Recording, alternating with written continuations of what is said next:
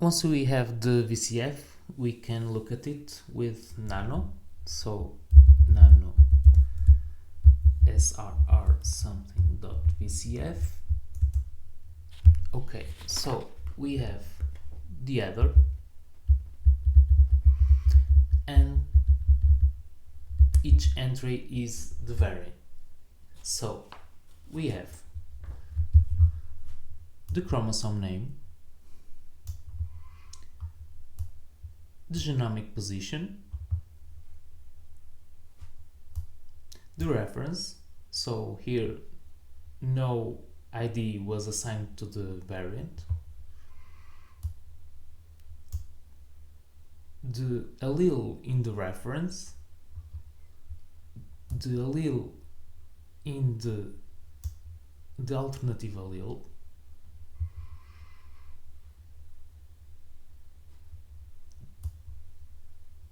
the variant confidence score here in Fred scale.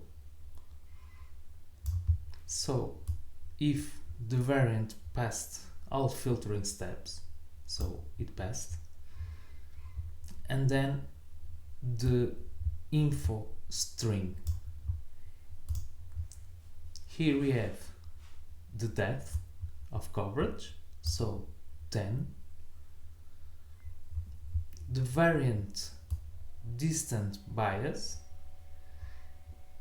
so the randomness of read placement. Then we have a segregation score, so it's an internal VCF tools metric. And then we have 5 bias z-scores.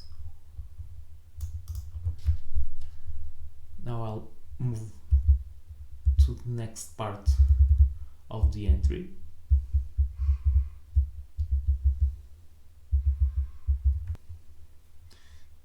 This is the fraction of reads with mapping quality of 0, so 0.3.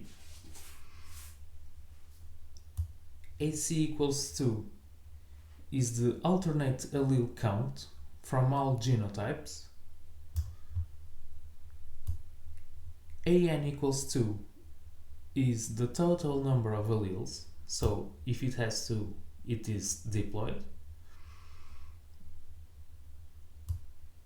This is the read counts for the reference forward, so 0 for the reference forward, 1 for the reference reverse, 1 for the alternative forward, and 4 for the alternative reverse. Then we have the average mapping quality at this position. Then we have the format of the sample specific fields: genotype, Fred, likelihoods. And then lastly we have that the sample is homozygous and the likelihoods for 0, 0, 0, 1 and 1, 1. And this concludes the course. Thank you for following this course.